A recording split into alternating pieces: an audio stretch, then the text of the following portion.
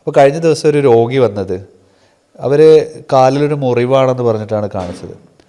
അപ്പോൾ ഞാൻ ചോദിച്ചു എത്ര നാളായി താങ്കൾ മുറിവ് തുടങ്ങിയിട്ട്? അപ്പോൾ പറഞ്ഞു ഏകദേശം ഒരു 8 മാസത്തോളമായി കാലിലെ മുറിവുകൾ. അപ്പോൾ ഒരു വ്രണം പോലെ കാലിൻ്റെ അടിയിലുണ്ട്, ഒരു കറുത്ത കളറിൽ വ്രണം പോലെ ഇങ്ങനെ വലുതായി ഒരു അൾസറേറ്റഡ് ആയിട്ട്. അപ്പം മരുന്ന് കഴിച്ചോന്ന് ചോദിക്കും. 1-2 ഡോക്ടേഴ്സിനൊക്കെ കാണിച്ചു, കുറച്ച് മരുന്നുകളൊക്കെ കഴിച്ചു. പക്ഷേ ചിലപ്പം മരുന്ന് കഴിക്കുമ്പോൾ മുറിക്ക് ചെറിയൊരു ഉണക്കമൊക്കെ ഉണ്ട്, പക്ഷേ പൂർണ്ണമായിട്ട് മാറുന്നില്ല എന്ന് പറഞ്ഞിട്ടാണ് ആ രോഗി എത്തിയത്. അവസാനം ആ രോഗിയെ ഇതുമായി ബന്ധപ്പെട്ട ടെസ്റ്റിലേക്കൊക്കെ പറഞ്ഞയച്ചപ്പോഴാണ് മനസ്സിലായത് അതൊരു സ്കിൻ ക്യാൻസർ ആയിരുന്നു എന്നുള്ളത്. പക്ഷേ അത് കണ്ടെത്തിയപ്പോഴേക്ക് തന്നെ പലപ്പോഴും അത് കുറച്ചും കൂടി മൂർച്ഛിച്ച അവസ്ഥയിലേക്ക്, കുറച്ചും കൂടി ഡീപ്പർ ടിഷ്യൂസിലേക്ക് അതിൻ്റെ പ്രശ്നങ്ങൾ വന്നിരുന്നു എന്നുള്ളതും, ആ രോഗി പിന്നെ അതുമായി ബന്ധപ്പെട്ട് കുറേ പ്രയാസങ്ങൾ അനുഭവിച്ചു എന്നുള്ളതും പിന്നെ അതിന് ശേഷം ഉണ്ടായൊരു കാര്യമാണ്. ഇങ്ങനെ നമ്മുടെ സമൂഹത്തിൽ കുറേ ആളുകളുണ്ട്, പലപ്പോഴും രോഗം തിരിച്ചറിയാതെ പോകുന്നു, രോഗലക്ഷണങ്ങൾ മനസ്സിലാക്കുന്നില്ല. നമ്മളിപ്പോൾ സംസാരിച്ചത് സ്കിൻ ക്യാൻസറിനെ കുറിച്ചാണല്ലോ. അപ്പോൾ ആ ഒരു ക്യാൻസർ നമുക്ക് ഏർലി അത് ഡയഗ്നോസ് ചെയ്താൽ മാറ്റാൻ പറ്റുമായിരുന്നു എന്ന് പറഞ്ഞു. അപ്പോൾ അതിൻ്റെ ടെസ്റ്റുകൾ എന്തൊക്കെയാണ്? അതല്ല അതൊരു ക്യാൻസർ ആണെന്ന് നമ്മൾ സംശയിക്കേണ്ടത് ഏതൊരു സാഹചര്യത്തിലാണ്? നമ്മൾ രോഗികൾ തന്നെ പലപ്പോഴും നമുക്ക് ഈ ക്ലിനിക്കൽ സിംറ്റംസ് വെച്ചിട്ട് നമുക്കിത് അതാണോ അല്ലേ എന്നുള്ളത് നമുക്കൊന്ന് സംശയിക്കാനുള്ള കുറച്ച് സാഹചര്യങ്ങളുണ്ടാവും. അപ്പോൾ അതിൽ ABCDE റൂൾ എന്ന് പറയും. സ്കിൻ ക്യാൻസർ ഡയഗ്നോസ് ചെയ്യാൻ വേണ്ടിയിട്ട് എന്ന് പറഞ്ഞാൽ അസിമെട്രി, അതിൻ്റെ നമുക്കൊരു മുറിവുകൾ ഉണ്ടാവുന്നു, നോൺ ഹീലിംഗ് ആയിട്ടുള്ള അൾസേഴ്സ് ആയിട്ട്, അല്ലെങ്കിൽ ഉണങ്ങാത്ത മുറിവുകൾ കുറച്ച് നാൾ നമ്മുടെ ശരീരത്തിൽ നീണ്ടു നിൽക്കുന്നു. ആ അൾസറുകൾ അസിമെട്രിക്കലായിട്ടും അതിൻ്റെ ബോർഡറുകളൊക്കെ ഇറഗുലറായി പാറ്റേൺ ആയിരിക്കും. പിന്നീട് അതിൻ്റെ ബോർഡേഴ്സൊക്കെ B എന്ന് പറഞ്ഞാൽ ബോർഡേഴ്സൊക്കെ ഒരു ഡിസ്റ്റോർട്ടഡ് ഷേപ്പിലായിരിക്കും, ഷേപ്പൊക്കെ മാറ്റം വന്നിട്ടുണ്ടാവും.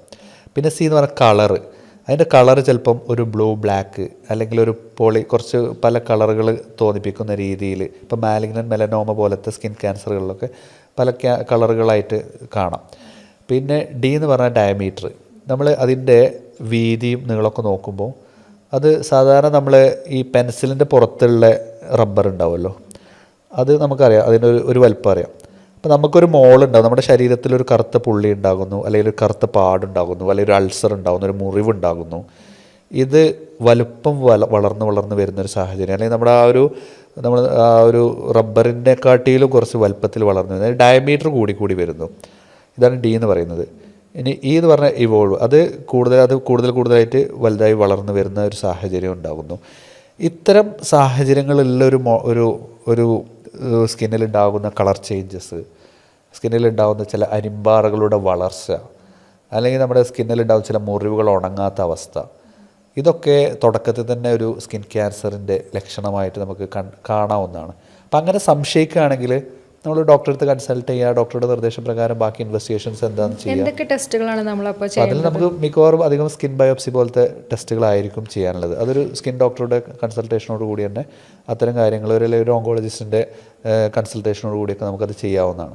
അപ്പോൾ അത്തരം കണ്ടെത്തി കഴിഞ്ഞാൽ നമ്മളത് ഡയഗ്നോസ് ചെയ്യുക എന്നുള്ളതാണ്. ഇനി ചിലപ്പോൾ സ്കിൻ ക്യാൻസർ ആയിരിക്കില്ല, മറ്റു പല സ്കിൻ കണ്ടീഷൻസും ഉണ്ടാവാം.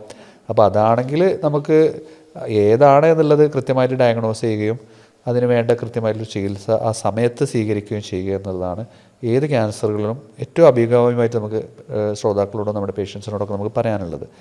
സ്കിൻ ക്യാൻസർ പറഞ്ഞ പോലെ തന്നെ വായിൽ വരുന്ന മുറിവുകളുണ്ടല്ലോ, അപ്പോൾ അത് ചിലപ്പോൾ പുണ്ണ് പോലെ ആയിരിക്കും ആൾക്കാരത് കാണും. അത് പുണ്ണാണോ അതല്ല ക്യാൻസർ ആണോ എന്ന് നമ്മൾ എങ്ങനെയാണ് അത് തിരിച്ചറിയാം? അതെ, അത് പല ആളുകളുടെ ഒരു സംശയമാണ്. ഇപ്പോൾ പലപ്പോഴും ചെറിയ പുണ്ണുകളുണ്ടാവും, അല്ലെങ്കിൽ ഈ പുണ്ണുകൾ തന്നെ ചിലപ്പോൾ നമ്മൾ ഓറൽ ല്യൂക്കോപ്ലക്കിയ എന്നൊക്കെ പറഞ്ഞിട്ട് കുറച്ച് കട്ടിപ്പായിട്ട് ഉണങ്ങാത്ത മുറിവുകൾ. ഇപ്പോൾ നമ്മൾ ചില പുണ്ണുകളാണെന്ന് വിചാരിക്കുന്നത് ചിലപ്പോൾ ക്യാൻസർ ആയേക്കാം.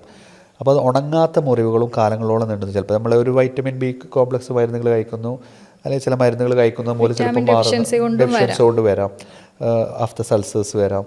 പിന്നെ നമ്മുടെ ഭക്ഷണത്തിൽ നിന്ന് ഉണ്ടാകുന്ന ചില പ്രശ്നങ്ങൾ കൊണ്ടുവരാം. ചിലപ്പോൾ ടൂത്ത് പേസ്റ്റിൻ്റെ അലർജി കൊണ്ട് പോലും ചിലപ്പോൾ ചില ആളുകളുടെ മൗത്ത് അൾസേഴ്സ് ഉണ്ടാവാം. ചിലപ്പോൾ നമ്മൾ കഴിക്കുന്ന ചില ഭക്ഷണത്തിൻ്റെ അസിഡിക് ഫുഡുകളുടെ കാരണം കൊണ്ടുവരാം.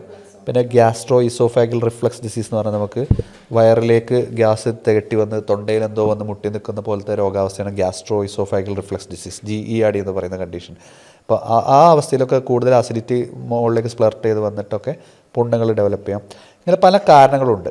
അപ്പോൾ അത്തരം സാഹചര്യത്തിൽ നമ്മൾ മനസ്സിലാക്കേണ്ടത് എന്താണെന്ന് വെച്ചാൽ ഇത് എന്തെങ്കിലും പുണ്ണാണോ അതോ മറ്റു വല്ല പ്രശ്നങ്ങളാണോ ക്യാൻസറസ് ആണോ എന്നുള്ളത് നമ്മളിത് ഡയഗ്നോസ് ചെയ്യാൻ ഒരു ബയോപ്സി മാത്രമാണോ ടെസ്റ്റ്? ബയോപ്സി ആയിട്ട് ചെയ്യാം. പിന്നെ ഇതിൽ നമ്മൾ കോൺട്രിബ്യൂട്ടിംഗ് ഫാക്ടേഴ്സ് ഉണ്ട്.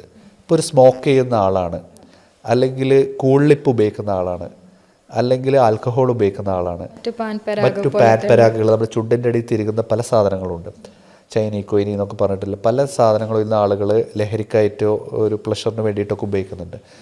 ഇത്തരം കാര്യങ്ങൾ ഉപയോഗിക്കുന്ന ആളുകളാണെങ്കിൽ മസ്റ്റായിട്ട് അതിൻ്റെ ടെസ്റ്റുകൾ ചെയ്യണം. ചിലപ്പം ഒരു ഓറൽ ല്യൂക്കോമസ് തുടക്കത്തിലുള്ള സ്റ്റേജൊക്കെ ആണെങ്കിൽ ചിലപ്പോൾ മെഡിസിനിലല്ല നമുക്ക് റിട്ടേൺ നോർമലാക്കി കൊണ്ടുവരാൻ പറ്റും. ഈ സംഗതി ഉപയോഗിച്ചുകൊണ്ടിരിക്കുന്ന ലഹരി പദാർത്ഥങ്ങൾ ഒഴിവാക്കുക, ലൈഫ് സ്റ്റൈലിൽ അവർ കുറച്ച് മോഡിഫിക്കേഷൻ വരുത്തുക, അവരതിനനുസരിച്ചുള്ള മെഡിക്കേഷൻ എടുത്താൽ ചിലപ്പോൾ അതിൽ നിന്ന് തന്നെ റിട്ടേൺ മാറ്റം വരുത്താൻ പറ്റും. പക്ഷേ അല്ലെങ്കിൽ ചിലപ്പോൾ നാവ് മുറിച്ച് കളയേണ്ട അവസ്ഥ വരാം, ചിലപ്പോൾ കീമോയോ റേഡിയേഷൻ പോലത്തെ ചികിത്സാ രീതിയിലേക്ക് പോകേണ്ടി വരാം. അത് അവരുടെ ജീവിതം തന്നെ വളരെ ദുസ്സഹമാകുന്ന അവസ്ഥയിലേക്ക് വരാം. നാവിലൊക്കെ ചിലപ്പോൾ പുഴുക്കളരിക്കുന്ന രീതിയിൽ പോലും അത്രയും മോശമായ അവസ്ഥയിലേക്ക് പല രോഗികൾ എത്താറുണ്ട്.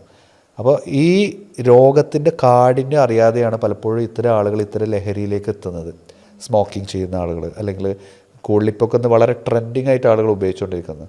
അത് നിർത്തണമെന്ന് പല ആളുകൾക്കും ആഗ്രഹമുണ്ട്, പക്ഷേ നിർത്താൻ പറ്റുന്നില്ല. അവരതിന് അടിമപ്പെട്ട് പണ്ടൊക്കെ പല മറ്റു ഇതര സംസ്ഥാന തൊഴിലാളികളൊക്കെ നമ്മുടെ നാട്ടിൽ നിന്നാണ്, അവിടെ നിന്നാണ് ഇതൊക്കെ പലപ്പോഴും ഇവിടെ എത്തിയിട്ടുള്ളത്. പക്ഷേ ഇന്ന് യുവാക്കളിലും കുട്ടികളിലും സ്കൂൾ ഗോയിങ് ചിൽഡ്രൻസിലൊക്കെ ഇത് അവർ വളരെ ലാഘവത്തോടു കൂടി ഇതുകൊണ്ടൊരു ഹെൽത്ത് ഹസാർഡും ഇല്ല എന്ന് വിചാരിച്ചിട്ട് ഉപയോഗിക്കുന്ന ആളുകളുണ്ട്. ഇത് അവർക്ക് മാത്രമല്ല അവരുടെ ഫാമിലിക്ക്, അവരുടെ പാർട്ട്നേഴ്സിനൊക്കെ ഇതിൻ്റേതായിട്ടുള്ള കോംപ്ലിക്കേഷൻ ഇത് ഉപയോഗിക്കുന്ന മൂലം വരുന്നുണ്ട്. പിന്നെ അതോടൊപ്പം തന്നെ ഇത്തരം മാരകമായിട്ടുള്ള ക്യാൻസറുകൾ, മൗത്ത് അൾസർ പോലെയുള്ള ക്യാൻസറുകളും അവർക്ക് വരുന്നുണ്ട് എന്നുള്ളതാണ് അവർ ശ്രദ്ധിക്കേണ്ടത്. അതുപോലെ തന്നെ സ്ത്രീകളുടെ ബ്രസ്റ്റ് ക്യാൻസറിൻ്റെ ഒരു കോമൺ ആയിട്ടുള്ള ഒരു മിത്താണ് ഈ ടൈറ്റ് ആയിട്ടുള്ള ഇന്നർവേഴ്സ് ബ്രാസൊക്കെ ഉപയോഗിച്ചാൽ ക്യാൻസർ വരും. അത് ശരിയാണോ? അത് ശരിക്കൊരു ശരിയായ കാര്യമല്ല. ഇപ്പോൾ നമ്മൾ ടൈറ്റ് ഇന്നർവേഴ്സ് ഉപയോഗിച്ചു വിചാരിച്ചിട്ട് ക്യാൻസർ വരാനുള്ള സാഹചര്യമൊന്നുമില്ല. പക്ഷേ അതിലിപ്പോൾ പറയുന്നത് ലിംഫാറ്റിക് ഡ്രൈനേജ് ബ്ലോക്കായിട്ട് നമ്മൾ ക്യാൻസർ വരാമെന്നൊക്കെ പറഞ്ഞ പല വീഡിയോസൊക്കെ നമ്മൾ കണ്ടിട്ടുണ്ട്. അപ്പോൾ അത് ശരിക്കും ഒരു മിത്തായിട്ട് തന്നെയാണ്, അത് ശരിക്കും ക്ലിയർ അല്ല. പിന്നെ അവർക്ക് ചിലപ്പോൾ വല്ല ഫംഗൽ ഇൻഫെക്ഷൻസോ ക്രോണിക് ഇൻഫ്ലമേഷൻസൊക്കെ വരാം, അല്ലെങ്കിൽ അലർജീസൊക്കെ ഡെവലപ്പ് ചെയ്യാം അങ്ങനെ ടൈറ്റായിട്ട് ഉപയോഗിക്കുന്നത്. അപ്പോൾ രാത്രിയൊക്കെ ബെറ്റർ ലൂസായിട്ടുള്ള ഇന്നർവേഴ്സ് ഉപയോഗിക്കുന്നതാണ്, അല്ലെങ്കിൽ ഉപയോഗിക്കാതിരിക്കുന്നതാണ് നൈറ്റ് ടൈമിലൊക്കെ, അല്ലെങ്കിൽ ഉറങ്ങുമ്പോഴോ റിലാക്സ് ചെയ്യുന്ന സമയത്തൊക്കെ നല്ലത് എന്നുള്ളത് വേണമെങ്കിൽ നമുക്ക് അഡ്വൈസ് ചെയ്യാം. പക്ഷേ ഇത് ഉപയോഗിക്കുന്നത് മൂലം അത്തരം ക്യാൻസറുകൾക്ക് അതൊരു കാരണമാവും എന്നുള്ള ഇതൊരിക്കലും നമുക്ക് പറയാൻ പറ്റില്ല എന്നുള്ളതാണ്. ഈ ബ്രസ്റ്റ് ക്യാൻസറിൻ്റെ കേസ് പറഞ്ഞപ്പോൾ ഇത് നമുക്ക് എത്രയും നേരത്തെ ഡിറ്റക്റ്റ് ചെയ്യാൻ പറ്റുന്ന ഒരിതാണ്. അപ്പോൾ അത് നമ്മൾ സ്ഥിരമായിട്ട് 35 വയസ്സ് കഴിഞ്ഞ സ്ത്രീകൾ, ഇപ്പോൾ 35 വയസ്സല്ല അതിന് മുമ്പും ചെറിയ പ്രായത്തിൽ തന്നെ തടിപ്പും കാര്യങ്ങളായിട്ട് കുട്ടികളൊക്കെ വരുന്നുണ്ട്.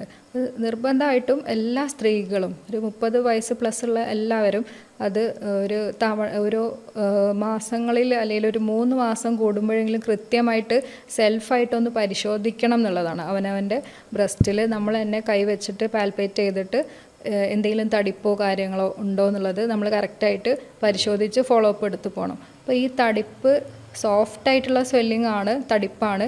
ഇത് നമ്മൾ ഇങ്ങനെ ഇളക്കുമ്പോൾ ഇളകുന്ന ടൈപ്പാണ് എന്നെങ്കിൽ വലിയ പ്രശ്നമില്ലാത്തൊരു തടിപ്പായിട്ട് തന്നെ കാണാം. ഇനി അത് കട്ടിയുള്ള മുഴകളാണെങ്കിൽ നമ്മൾ തീർച്ചയായിട്ടും അതിനോടനുബന്ധിച്ച് വല്ല കയലവീക്കം, ഇവിടെ നമ്മളെ കക്ഷങ്ങളിലോ അതിന് ചുറ്റുപാടുമായിട്ട് വല്ല കയലവീക്കം ഉണ്ടോ എന്ന് സെൽഫായിട്ട് എക്സാമിൻ ചെയ്യാതെ ഇമ്മീഡിയറ്റ് ആയിട്ട് തന്നെ നമ്മളൊരു ഡോക്ടറെ കൺസൾട്ട് ചെയ്ത് വേണ്ട പരിശോധനകൾ ചെയ്ത് ബയോപ്സി മറ്റും ചെയ്യേണ്ടത് അത്യാവശ്യമാണ്. അതെ, അതിലിപ്പോൾ മെയിനായിട്ട് തന്നെ സെൽഫ് എക്സാമിനേഷനിൽ നിപ്പിൾസിലുണ്ടാകുന്ന ഇൻവേർട്ടഡ് നിപ്പിൾസ് ചിലപ്പോൾ ഉൾവലിയുന്ന സാഹചര്യങ്ങൾ വരാം. ചിലപ്പോൾ പ്യൂരിറ്റി ഓറഞ്ച് എന്നൊക്കെ പറഞ്ഞാൽ കളറിൽ വരുന്ന ബ്രസ്റ്റിലുണ്ടാകുന്ന മാറ്റങ്ങൾ, ചിലപ്പോൾ രണ്ട് ബ്രസ്റ്റുകളും അവർക്ക് സെൽഫ് എക്സാമിനേഷൻ ഒരു മിററിൻ്റെ മുന്നിൽ നിന്നുകൊണ്ട് കൈ പൊക്കിയിട്ട് അവർക്ക് ജസ്റ്റ് മിററിൻ്റെ മുന്നിൽ നിന്നുകൊണ്ട് അവർക്ക് പരിശോധിക്കാം. അപ്പോൾ എന്തെങ്കിലും ഷേപ്പിൽ ഉണ്ടാകുന്ന വ്യത്യാസങ്ങൾ ഇതെല്ലാം ഒരു ലക്ഷണങ്ങളായിട്ട് അവർക്ക് കാണാവുന്നതാണ്. പലപ്പോഴും ഇവിടെ സംഭവിക്കുന്നത് സ്ത്രീകൾ ഇത് മറച്ചു വയ്ക്കും. എന്തെങ്കിലും തടിപ്പ് ഇപ്പോൾ പറഞ്ഞ പോലെ തന്നെ അത് എത്രയും നേരത്തെ കണ്ടെത്തിയാൽ അത് ആ സ്റ്റേജിൽ തന്നെ നമുക്കത് അവിടെ റിമൂവ് ചെയ്തിട്ടോ മറ്റോ നമുക്ക് അതിൻ്റെ ഒരു ഫർദർ അഡ്വാൻസ്മെൻറ്റ് മറ്റ് ഓർഗനിലേക്ക് അത് എഫക്റ്റ് ചെയ്യുന്നു. ആ ഒരു പേഷ്യൻറ്റിൻ്റെ ലൈഫ് സേവിങ് നമുക്ക് സ്വയം ചെയ്യാവുന്നല്ലേ, ഏർലി ഡിറ്റക്റ്റ് ചെയ്തിട്ടില്ല. പലപ്പോഴും ഇത് കണ്ടെത്താതെ പോകുന്ന ഒരു സാഹചര്യമാണുള്ളത്. അതെ, പലപ്പോഴും അത് വൈകിയാണ് എല്ലാം അത് കഴിഞ്ഞ് ബ്രസ്റ്റിൽ നിന്ന് അടുത്തൊരു സ്റ്റേജിലേക്ക് ഒന്നുമില്ലെങ്കിൽ ലിവറിലേക്കോ അല്ലെങ്കിൽ നമ്മുടെ വെർട്ടിബ്രയിലേക്കോ ഒക്കെ അത് പകർച്ച വന്ന് മെറ്റസ്റ്റാസിസ് വന്നിട്ട് ഉള്ളൊരു അവസ്ഥയിലാണ് പല ആളുകളും ചിലപ്പോൾ അത് പുറത്ത് തന്നെ പറയാൻ. പലപ്പോഴും സ്ത്രീകളുടെ ഒരു പ്രശ്നം എന്ന് പറഞ്ഞാൽ അവരുടെ ആരോഗ്യ പ്രശ്നങ്ങൾ അവരൊരിക്കലും കൺസേൺ അല്ല. കുട്ടികളുടെ, ഫാമിലിയുടെ, ഹസ്ബൻഡിൻ്റെ, മക്കളുടെ എല്ലാത്തിലും ഇവർ നന്നായിട്ട് ഇൻവോൾവ്. ഇപ്പോൾ ഒരു ഫാമിലിയെ കൊണ്ടുനടക്കുന്നത് പലപ്പോഴും ഒരു സ്ത്രീ ആയിരിക്കും. അപ്പോൾ ആ ഒരു ഫാമിലിക്ക് വേണ്ടിയിട്ടുള്ള എല്ലാ കാര്യങ്ങളും ആ സ്ത്രീ ചെയ്തു കൊടുക്കും. ചിലപ്പോൾ അവരുടെ ഗ്രാൻഡ് പാരൻസിൻ്റെ എല്ലാവരും ഹെൽത്ത് ഇഷ്യൂസ് ആണെങ്കിലും ബാക്കി എല്ലാവരും നോക്കും. പക്ഷേ സ്വന്തം ഒരു പ്രശ്നം വരുമ്പോൾ ഇവർ പലപ്പോഴും ഉള്ളിൽ ഒതുക്കിയിട്ട് പറയില്ലത്. ഈവൻ ഹസ്ബൻഡിൻ്റെ അടുത്ത് പോലും പറയാത്ത സ്ത്രീകൾ പലപ്പോഴും വൈകി വന്നതൊക്കെ നമ്മൾ കണ്ടിട്ടുണ്ട്. അപ്പോൾ അവർക്ക് അത് കുഴപ്പമില്ല, ഞാൻ അഡ്ജസ്റ്റ് ചെയ്തോളാം, ഞാൻ സ്വയം ഒരുങ്ങി തീരുക എന്ന് പറയുമല്ലോ. അവരെന്നെ സ്വയം ഒരുങ്ങി പിന്നെ അവസാനം എല്ലാം പിടിവിടുമ്പോഴാണ് ഇത് പുറത്തേക്ക് എത്തുന്നതും അല്ലെങ്കിൽ അപ്പോഴേക്കും ഇത് വൈകി പോയിട്ടുണ്ടാവും ഇത്തരം സാഹചര്യം. അപ്പോൾ അത് എല്ലാ സ്ത്രീകളും ശ്രദ്ധിക്കേണ്ടത് ഹെൽത്ത് ഇഷ്യൂസ് എന്തായിക്കോട്ടെ, ഇത് ക്യാൻസർ മാത്രമല്ല, അത് പ്രോപ്പർ ടൈമിൽ ട്രീറ്റ് ചെയ്യുക. പ്രോപ്പർ ടൈമിൽ ചെയ്തിട്ടില്ലെങ്കിൽ അത് വലിയ പ്രശ്നങ്ങളുണ്ടാവും. ഇപ്പോൾ യൂറിൻ ഇൻഫെക്ഷൻസ് റിപ്പീറ്റഡ് ആയിട്ട് വരുന്ന സ്ത്രീകളുണ്ടാവും. അപ്പോൾ അത് പിന്നീട് ഭാവിയിൽ അതൊരു PID, പെൽവിക് ഇൻഫ്ലമേറ്ററി ഡിസീസ് പോലെ, അല്ലെങ്കിൽ ഗർഭാശയത്തിലൊക്കെ നീർക്കെട്ടും കാര്യങ്ങളും പ്രശ്നങ്ങളുമായിട്ട് അങ്ങനെ പല സാഹചര്യത്തിലൂടെ ഇവർ കടന്നു പോകാറുണ്ട്. അപ്പം ഇത് നമ്മുടെ ഇത് കേൾക്കുന്ന ശ്രോതാക്കൾ ശ്രദ്ധിക്കേണ്ടത് കൊണ്ട് നടക്കാതെ യഥാസമയത്ത് ട്രീറ്റ് ചെയ്യാന്നുള്ളതാണ്. അത് നമ്മളൊരു ഡോക്ടറെ അടുത്ത് ഷെയർ ചെയ്യാതെ പ്രശ്നങ്ങൾ ഉള്ളതാണെങ്കിൽ അതിനനുസരിച്ച് ട്രീറ്റ് ചെയ്യുക എന്നുള്ളതാണ് ഏറ്റവും ഇമ്പോർട്ടൻ്റ് ആയിട്ടുള്ളത്. ഈ ബ്രസ്റ്റ് ക്യാൻസറിൽ നമ്മളൊരു കാര്യം കൂടി പറയാൻ വിട്ടുപോയി. നിപ്പിളിലുണ്ടാവുന്ന ഡിസ്ചാർജസ്, അത് ബ്ലഡി ഡിസ്ചാർജ് അല്ലേ, ബ്ലഡ് പോലെയുള്ള, രക്തം പോലെയുള്ള, അല്ലെങ്കിൽ വെള്ള കളർ ഡിസ്ചാർജ് ആയിരിക്കാം, അല്ലെങ്കിൽ ബ്ലാക്ക് കളറിലുള്ള ഡിസ്ചാർജ് ആയിരിക്കാം. അങ്ങനെ എന്തെങ്കിലും ഡിസ്ചാർജ് ഉണ്ടെങ്കിൽ അതൊരു എമർജൻസി തന്നെയാണ്. അത് ശരിക്കും ഇൻവെസ്റ്റിഗേഷൻ, ലാബ് ടെസ്റ്റ് മറ്റും ചെയ്യേണ്ട ഒരു അതെ. അതിലിപ്പോൾ ഈ ബ്രസ്റ്റിൻ്റെ കാര്യത്തിൽ ബ്രസ്റ്റിലുണ്ടാവുന്ന ചില ഡിസ്ചാർജുകൾ, ഇപ്പോൾ നമ്മൾ പാല് വരുന്ന അവസ്ഥ, ഇപ്പോൾ ചില സ്ത്രീകളിൽ ലാക്ടേറ്റിംഗ് അല്ലാത്ത, ഇപ്പോൾ പ്രസവാനന്തരമോ അല്ലെങ്കിൽ മുലയൂട്ടുന്ന സമയത്തല്ലാത്ത സ്ത്രീകളിൽ മുലപ്പാൽ വരുന്നുണ്ടെങ്കിൽ പ്രൊലാക്റ്റിൻ എന്നൊരു ഹോർമോൺ അവർ ചെക്ക് ചെയ്യണം. ചിലപ്പോൾ അതൊരു ബ്രെയിൻ ട്യൂമറിൻ്റെ ബ്രെയിനിലുണ്ടാകുന്ന പിറ്റ്യൂട്ടറി അഡിനോമ പോലത്തെ കണ്ടീഷനുകളുടെ ഒരു പ്രിലിമിനറി ലക്ഷണങ്ങളായിരിക്കും അത്. അപ്പോൾ അതൊരു പാലല്ലേ, അത് കുഴപ്പമില്ലാതെ പറഞ്ഞുകൊണ്ട് വെച്ചുകൊണ്ട് എന്നിട്ട് അവസാനം ഒരു തലച്ചോറിലെ മുഴകൾ വളരുകയും ചിലപ്പം അതൊരു ചെറിയ സർജറി ചെയ്താലോ അല്ലെങ്കിൽ ക്ലിയർ ചെയ്യേണ്ട സാഹചര്യത്തിൽ നിന്ന് നമ്മൾ പറയാമല്ലോ, ഒരു മുള്ളു കൊണ്ട് എടുക്കേണ്ടത് തൂമ്പ കൊണ്ട് എടുക്കേണ്ട അവസ്ഥ വരുന്നൊരവസ്ഥ പലപ്പോഴും അങ്ങനെ ഉണ്ടാവാറുണ്ട്. അപ്പോൾ ഈ നമ്മുടെ ശരീരം ശരിക്ക് ഏതൊരു അസുഖങ്ങളാണെങ്കിലും കൃത്യമായിട്ടുള്ള ലക്ഷണങ്ങൾ നമ്മുടെ ശരീരത്തിൽ മുൻകൂട്ടി പലപ്പോഴും കാണിക്കും. നമ്മളത് തിരിച്ചറിയാന്നുള്ളിടത്താണ് നമ്മുടെ ഒരു അസുഖത്തെ നമ്മൾ പിടിച്ച സമയത്ത് പിടിച്ചു കെട്ടാൻ വേണ്ടിയിട്ട് നമുക്ക് തയ്യാറാക്കേണ്ട ഏറ്റവും വലിയ സൂചനകൾ ശരീരം തരുമ്പോൾ കൃത്യമായിട്ട് അത് തിരിച്ചറിയാന്നുള്ളതാണ് ഏറ്റവും പ്രധാനമായിട്ടുള്ളത്. ഇത് ലേഡീസിന് മാത്രമാണോ വരാ, അതോ ജെൻസിന് ബ്രസ്റ്റ് ക്യാൻസർ വരുമോ? അത് സാധാരണ ചോദിക്കുന്നതാണ്, ബ്രസ്റ്റ് ക്യാൻസർ സ്ത്രീകൾക്ക് മാത്രമാണോ അതോ പുരുഷന്മാർക്ക് ഉണ്ടാവുമോ എന്നുള്ളത്.